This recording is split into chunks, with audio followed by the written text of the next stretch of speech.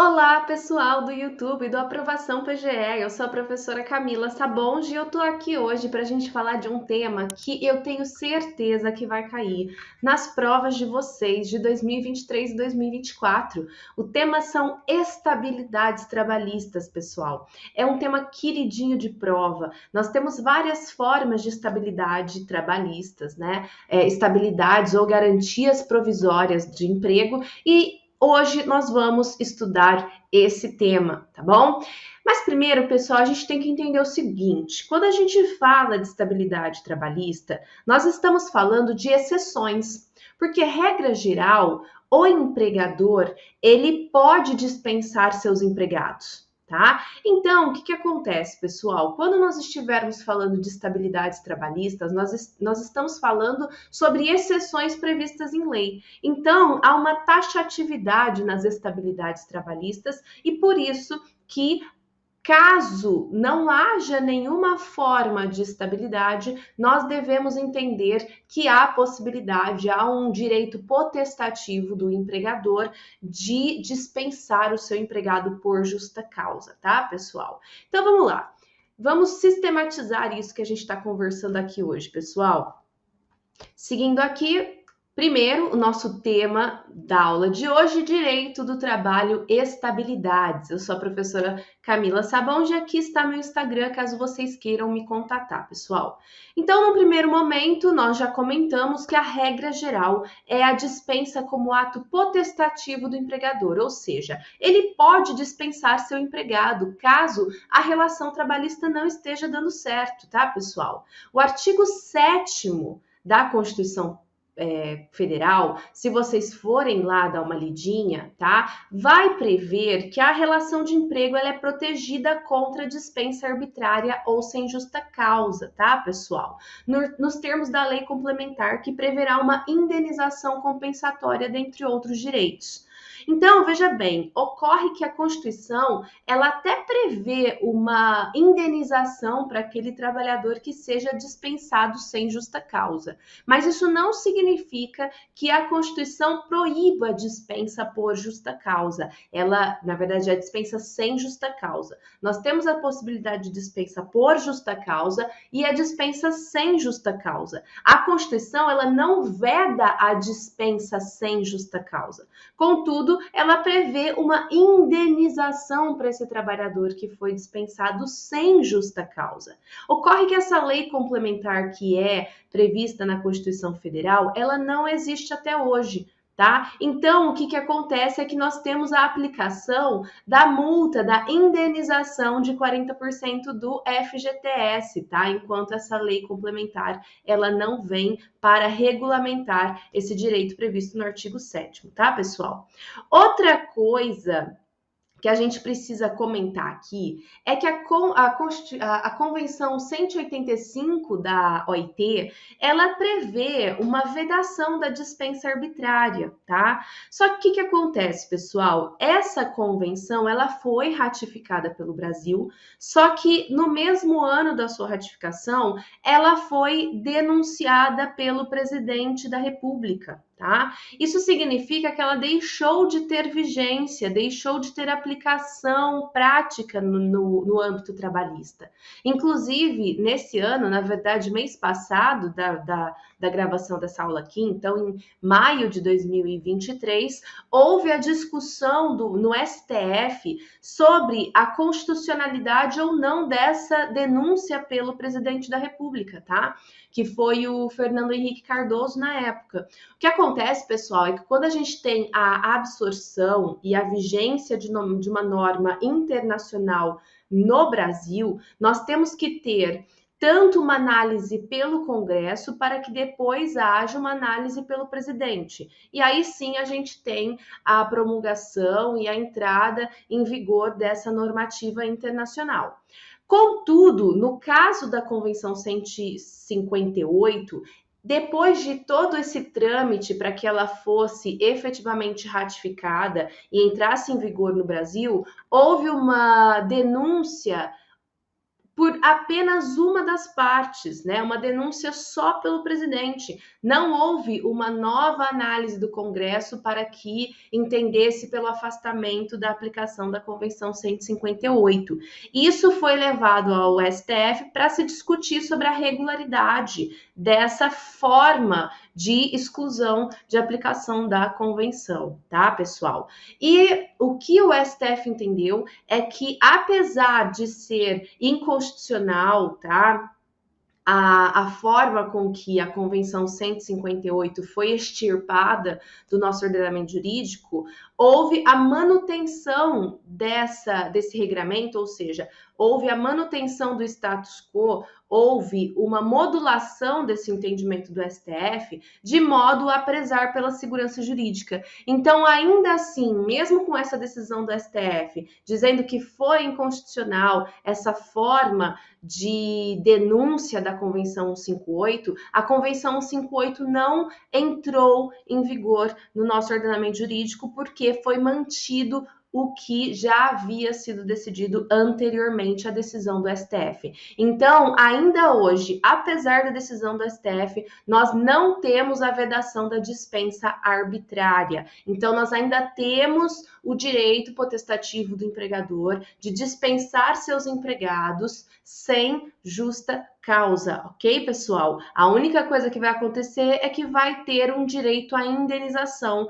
e, nesse caso, será a multa de 40% do FGTS. Ok, entendemos a regra geral, agora sim a gente vai entrar nas exceções que são o tema da nossa aula, as estabilidades, as garantias provisórias de emprego. Pessoal, estabilidade refere-se a um direito conquistado pelo empregado de não perder o seu emprego. Então, ele ser estável significa que ele não pode ser dispensado, tá? Agora, essa garantia, ela é absoluta? Não é absoluta. Nós temos a possibilidade de dispensar por justa causa. Então, não há possibilidade de dispensar uma pessoa estável sem justa causa, mas há sim a possibilidade de dispensá-la por justa causa, ok, pessoal? A estabilidade provisória, então, é uma garantia provisória ao emprego, enquanto existir a situação excepcional que fundamenta essa estabilidade. E quais são essas fundamentações? Nós vamos estudar aqui nessa aula. Nós temos, por exemplo, a mulher grávida. A gravidez é uma fundamentação estabilitária que garante a essa mulher a estabilidade gestante. Tá? Então, essa é uma fundamentação. Enquanto existir essa fundamentação, existe o direito à estabilidade. Quando deixar de existir, essa estabilidade se encerra. Ok, pessoal? Vamos lá. Caso o empregado que tenha estabilidade seja demitido sem justa causa, tá, pessoal? Ele terá direito à reintegração. Então, se porventura ele for demitido, dispensado, ele vai ingressar com uma reclamação trabalhista e ele vai pleitear a sua reintegração, tá, pessoal? Agora, caso essa reclamação trabalhista ela seja ingressada depois que já se finalizou o período estabilitário, esse trabalhador, ele não mais terá direito à reintegração. Ele vai ter direito a uma indenização pelo período estabilitário. Tá? Então, tomem cuidado com essa diferença. Se porventura ele ingressa com essa ação e já terminou, já se encerrou o período estabilitário, não podemos mais falar em reintegração, só podemos falar em concessão do salário relativo ao período estabilitário que já terminou, tá, pessoal?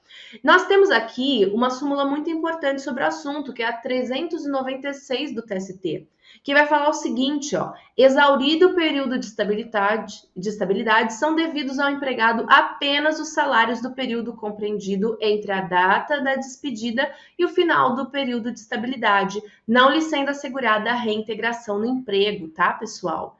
E outra coisa que eu acho importante a gente comentar: se porventura o juiz, quando ele vai proferir sua sentença, ele percebe que ao longo do processo, em razão da demora do processo, no início, na petição inicial, se pedia a reintegração, porque ainda estava em vigência esse período estabilitário, né? Mas ao longo do processo, esse período estabilitário terminou. E aí? na sentença, o que o juiz vai fazer? O juiz ele pode conceder a indenização relacionada ao salário relativo ao período estabilitário, mesmo que na inicial não esteja sendo pedido efetivamente essa indenização.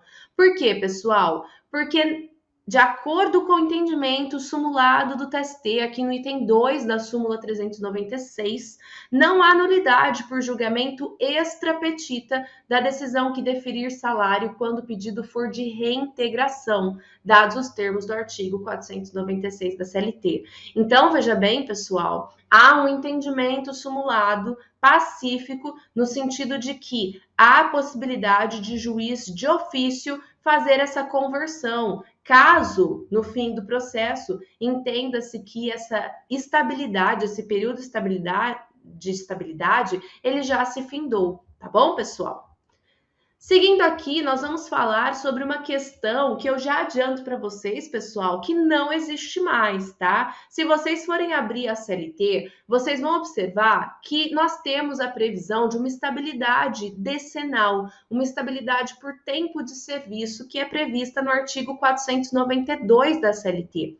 O que acontece é que antigamente, pessoal, antes da vigência do ordenamento, do regramento do FGTS, nós tínhamos a previsão de que o empregado que contasse com mais de 10 anos de serviço na mesma empresa não poderia ser dispensado, tá? Não poderia ser despedido, senão por motivo de falta grave ou circunstância de falta maior, de força maior, né? Só que o que acontece, pessoal? Houve uma modificação com a lei do FGTS de 1966.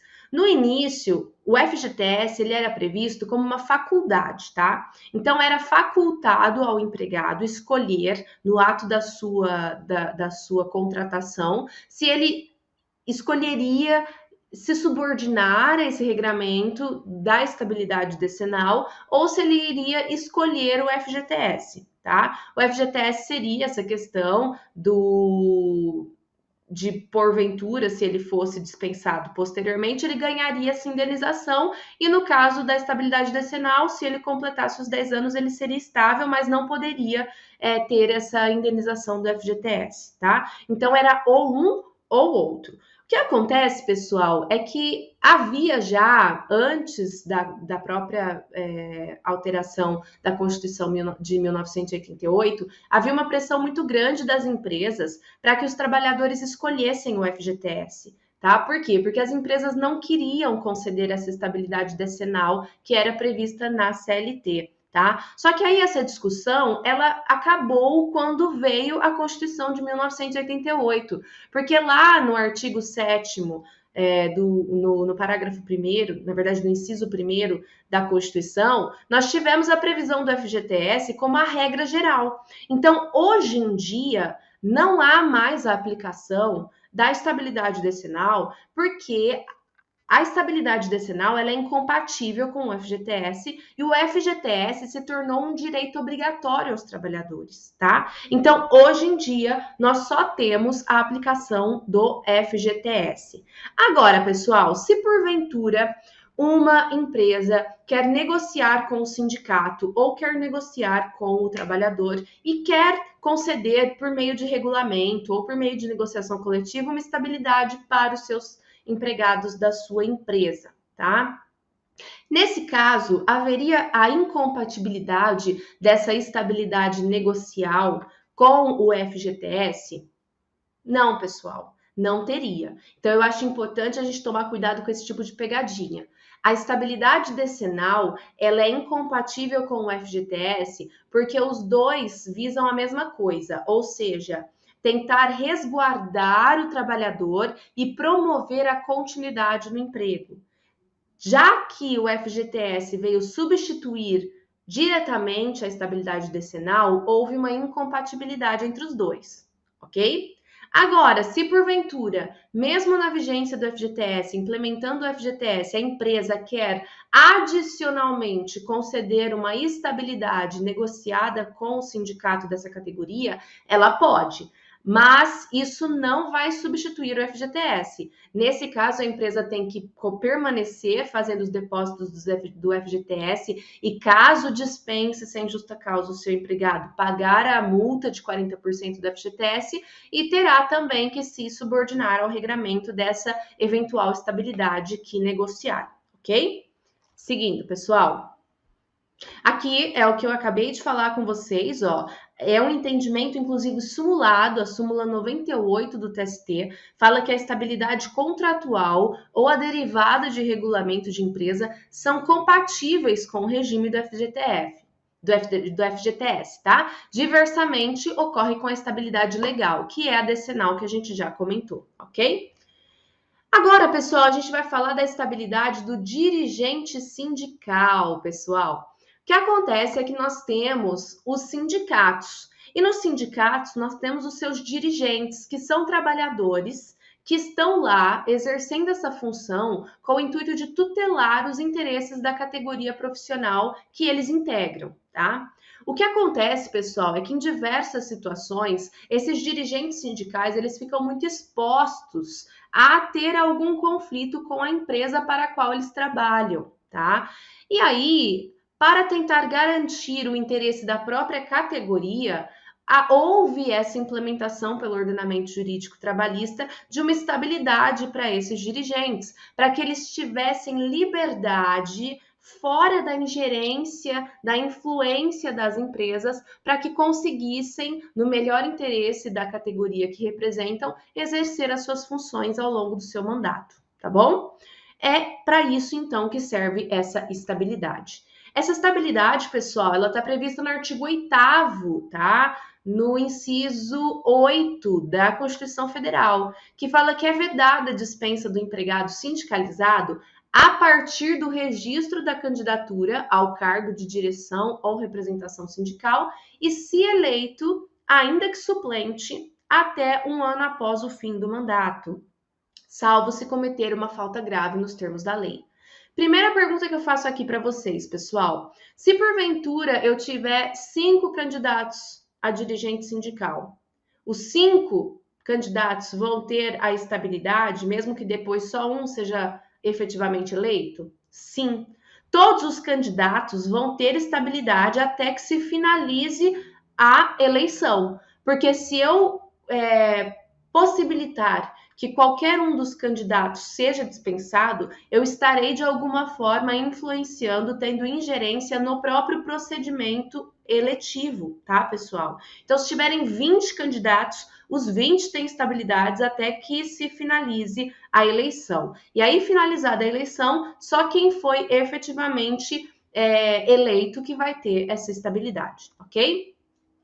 Então, pessoal, resumindo, período de estabilidade da candidatura até um ano após o fim do mandato. Quem tem essa estabilidade? O dirigente e os suplentes do dirigente. Exceção a essa estabilidade, ou seja, ela não é absoluta. Eu posso demitir se comprovada a falta grave. E qual vai ser o período, dessa estabilidade, então? Levando em consideração que o mandato dura 3 anos, eu vou ter, a partir da candidatura, eleição, mandato de 3 anos, terminou esse mandato de 3 anos, eu tenho mais um ano ali depois do mandato de estabilidade, tá bom, pessoal? A súmula 369 do TST, pessoal, vai trazer também algumas previsões muito importantes sobre esse assunto. Vai prever, por exemplo, que é assegurada a estabilidade provisória ao empregado dirigente sindical, ainda que a comunicação do registro de candidatura ou da eleição e da posse seja realizada fora do prazo que prevê a CLT. O que acontece, pessoal, é que às vezes está acontecendo uma candidatura, uma eleição dentro do sindicato e a empresa não está sabendo dessa eleição. Por isso que a CLT ela prevê que é obrigação desse trabalhador informar em 24 horas a empresa que ele se candidatou, que há a ocorrência dessa candidatura e também dessa eleição, porque às vezes pode acontecer da empresa fazer essa demissão não sabendo, na desinformação de que há essa candidatura, tá?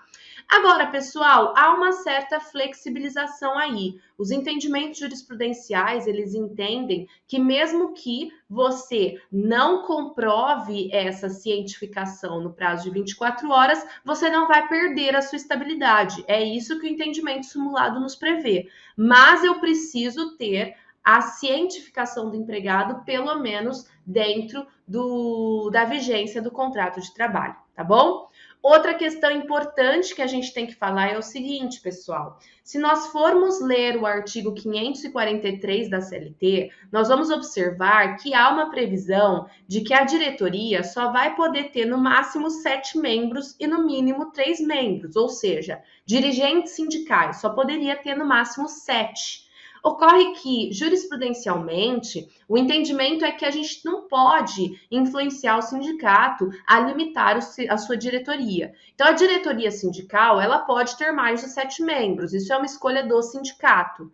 Mas houve já o entendimento do STF e também do TST, no sentido de que essa limitação, ela se aplica sim aos trabalhadores que terão ou não estabilidade, porque a gente também não pode obrigar a empresa a trazer estabilidade para todos os trabalhadores se o sindicato quiser estipular que todos eles são dirigentes. Então, o que acontece na prática é o seguinte, pessoal: no máximo, 7 trabalhadores que são dirigentes sindicais vão poder gozar de estabilidade sindical, tá? É esse o entendimento da súmula 369 do TST. Pode o sindicato ter mais de 7 dirigentes? Até pode, mas não serão todos que vão gozar da estabilidade, apenas 7, ok? Seguindo, pessoal, o empregado de categoria diferenciada, eleito dirigente sindical, só vai gozar de estabilidade se exercer na empresa atividade pertinente à categoria profissional do sindicato para o qual for eleito dirigente. O que eu quero dizer com isso, pessoal? Eu quero dizer que ocorrem de algumas categorias serem diferenciadas. O que eu quero dizer com isso?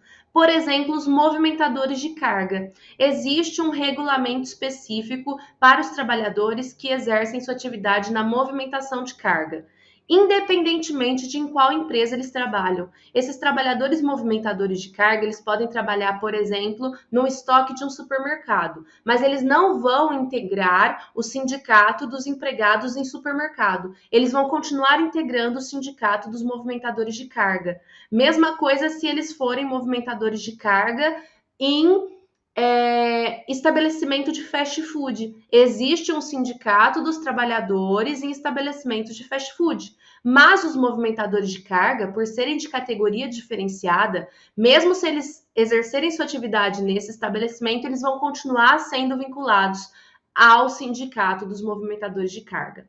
Isso porque nós temos algumas regras peculiares, né, dessa atividade, né? Porque a atividade ela demanda situações específicas, como, por exemplo, tomar cuidado com a própria integridade física desse trabalhador que acaba exercendo essa movimentação de peso ao longo do seu dia, ok? Agora, para que esse trabalhador ele tenha estabilidade, ele tem que exercer atividade na empresa que ele é vinculado, relacionada com a eleição do sindicato para o qual ele foi eleito ali dirigente. É isso que a súmula nos fala. O empregado de categoria diferenciada, eleito dirigente sindical, ele só vai gozar de estabilidade se na empresa ele também exercer uma atividade que é a mesma desse sindicato para o qual ele foi eleito. Então, o movimentador de carga, por exemplo, na empresa que ele está trabalhando, ele tem que movimentar carga para ser dirigente estabilitário no sindicato dos movimentadores de carga, ok? Outra questão, pessoal, havendo extinção da atividade empresarial no âmbito da base territorial do sindicato, não há razão para subsistir a estabilidade. Ou seja, pessoal, a estabilidade sindical, ela é objetiva. Ou seja, nós conversamos já que a finalidade dela é garantir que o trabalhador ele não sofra ingerência da empresa para exercer livremente a sua função. Percebe que nós não temos a estabilidade vinculada a nenhuma questão subjetiva do trabalhador. Pode ser qualquer trabalhador. desde que ele seja o que representa os interesses da categoria. Se porventura a atividade empresarial cessa, não há mais, inclusive, categoria naquele local para ser representada. Então, obviamente que não há mais interesse de existir essa estabilidade. Diferentemente seria se nós estivéssemos falando da estabilidade da gestante. A estabilidade da gestante ela é subjetiva, ou seja, ela visa tutelar o interesse subjetivo da gestante. A gestante que está grávida, que precisa preservar a sua subsistência e do nascituro, ela tem a garantia da estabilidade, mesmo que o estabelecimento deixe de existir, em virtude da estabilidade estar relacionada com a sua própria pessoa. Então, nesse caso, nós temos, caso o estabelecimento deixe de existir, a conversão em indenização. No caso do dirigente sindical, não, porque a estabilidade é objetiva. Então, extinguindo a atividade empresarial, a sua estabilidade deixa de ter interesse para a categoria, consequentemente, ela deixa de existir. Outra questão importante, pessoal: o registro da candidatura do empregado a cargo de dirigente sindical durante o período do aviso prévio, ainda que indenizado, não lhe assegura estabilidade. Essa questão é muito pegadinha, pessoal. Por quê? Porque o registro da candidatura do dirigente sindical não garante estabilidade se for feita no aviso prévio. Mas, se a gestante engravidar durante o aviso prévio, ela tem estabilidade. Pegadinha clássica de prova, tá bom, pessoal? Não confundam os dois. Seguindo, o dirigente sindical, para que ele seja demitido, precisa ter a comprovação da falta grave por meio de inquérito de apuração de falta grave. O inquérito de apuração de falta grave, pessoal, é um tipo de processo judicial especial que tem uma única finalidade. A empresa ingressa com o inquérito de apuração de falta grave simplesmente para comprovar por A mais B, pelas provas colacionadas nos autos, que o dirigente sindical efetuou uma falta grave e, por consequência, ele perde sua estabilidade e pode ser dispensado, ok, pessoal? Agora, pessoal, nós temos a possibilidade de suspender o contrato de trabalho desse dirigente até que seja ingressada essa ação. Ou seja, aconteceu hoje essa falta grave, eu quero suspender. Eu falo assim: olha, fulano, você não vem mais trabalhar, eu não vou pagar seu salário e a gente vai resolver isso na justiça. E aí eu ingresso com a ação posteriormente. Mas eu não posso fazer isso por tempo indeterminado.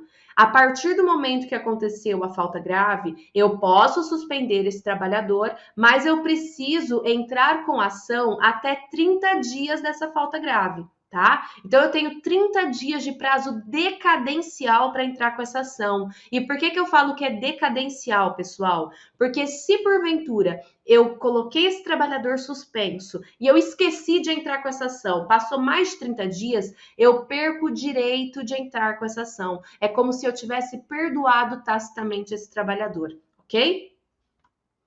E agora, pessoal, se houver, porventura, um afastamento remunerado. Então, veja bem, olha, eu falei, ele fez a justa causa, eu falei assim, olha, não quero que você venha trabalhar, vou decidir o que eu vou fazer com você, mas eu vou continuar pagando seu salário. Ou seja, eu não suspendi o trabalhador, porque se eu fosse suspendê-lo, tem que ser sem contrato. Então, nesse caso, por exemplo, teria sido mais ou menos uma interrupção, porque eu continuei pagando o salário. Nesse caso, pessoal, conta ou não conta os 30 dias de prazo decadencial para eu entrar com a ação? Segundo o TST, conta sim, tá, pessoal? No informativo 190, no ano de 2019, TST, na SDI 2, decidiu que o afastamento do empregado de suas funções sem caráter punitivo e sem redução de proventos ainda assim atrai o prazo decadencial de 30 dias. Então, eu preciso respeitar esse prazo para entrar com o inquérito de apuração de falta grave. E o inquérito, se ele for improcedente, pessoal, então eu entrei com o inquérito e depois o juiz falou assim, olha, não acho que teve justa causa aqui. Nesse caso, o trabalhador ele vai ter que ser reintegrado. Mas há a possibilidade de que, às vezes, essa reintegração ela não é aconselhável, tá? Porque, veja bem, pessoal, muitas vezes o trabalhador e a empresa acabam brigando ao longo desse processo, né? Acontece a justa causa, eu mando o trabalhador para casa para ver o que vai pensar, então há um desentendimento ali. Às vezes é desaconselhável que essa que essa relação empregatícia continue. Nesse caso, o artigo 496 da CLT prevê que é possível o juiz entender, de acordo com os elementos dos autos, que é melhor converter essa obrigação de reintegração em uma indenização. E essa indenização, ela seria em dobro, tá, pessoal? Agora, para finalizar a nossa aula, a gente vai falar do membro da CIPA, tá? CIPA, pessoal, tomem cuidado, mudou a nomenclatura, tá? Agora a CIPA é a Comissão Interna de Prevenção de Acidentes e de Assédio, tá, pessoal? A NR5 foi modificada, o artigo 163 da CLT também foi modificado, de forma a promover um maior combate, maior conscientização contra o assédio moral e sexual, tá? Ocorre, pessoal, que os membros da CIPA, ele também gozam de estabilidade, tá? E como que funciona, tá? A CIPA, pessoal, ela vai ser formada por representantes dos empregados, que são eleitos, e dos empregadores, que são indicados, tá, pessoal? Nesse caso, a gente só vai poder falar de estabilidade para os representantes eleitos. Consequentemente, só os representantes dos empregados poderão gozar de estabilidade. O mandato dos membros da CIPA é de duração de 1 ano, permitida uma reeleição. E o empregador, ele designa os seus representantes e também o presidente da CIPA. Então, veja só, se a questão de prova perguntar assim para vocês, o presidente da CIPA possui estabilidade? Não possui, pessoal. Por quê? Nós dissemos que só os representantes dos empregados são eleitos. E só eles, consequentemente, terão estabilidade. Se a empresa ela designa seus representantes e dentre os seus representantes o presidente da CIPA, consequentemente o presidente da CIPA não terá estabilidade. Agora, o vice-presidente da CIPA, ele sim é escolhido entre os representantes eleitos pelos empregados. Então, ele, o vice-presidente, ele possui estabilidade, tá? Então, a estabilidade, como nós já falamos, ela apenas beneficia os representantes dos empregados, porque são eleitos. O presidente não tem estabilidade, o vice-presidente tem. E essa garantia provisória de emprego vai acontecer desde o registro da candidatura até 1 ano após o mandato, tá, pessoal?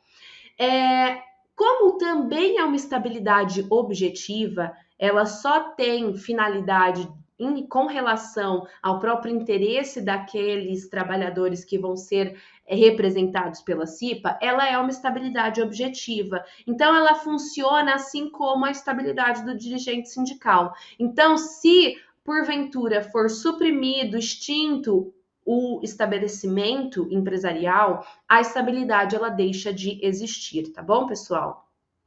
E os suplentes, TST possui entendimento sobre o qual a estabilidade também é aplicada aos suplentes. Esse é o entendimento também do STF, tá? Então, suplentes também têm estabilidade, tá, pessoal? Bom, com isso nós terminamos esse nosso primeiro bloco, mas ainda tem várias estabilidades para a gente comentar, pessoal. Inclusive uma estabilidade muito importante, que é a estabilidade da gestante. E essa sofreu muita modificação. Por isso, eu acredito que ela vai vir nas provas de 2023 e 2024. Então, pessoal, a gente vai fazer uma rápida, a gente vai encerrar esse nosso bloco e no nosso próximo bloco, no nosso próximo encontro, a gente vai continuar falando de estabilidade e aí a gente vai falar da estabilidade mais importante, a estabilidade gestante, tá bom, pessoal? Espero vocês. Até mais!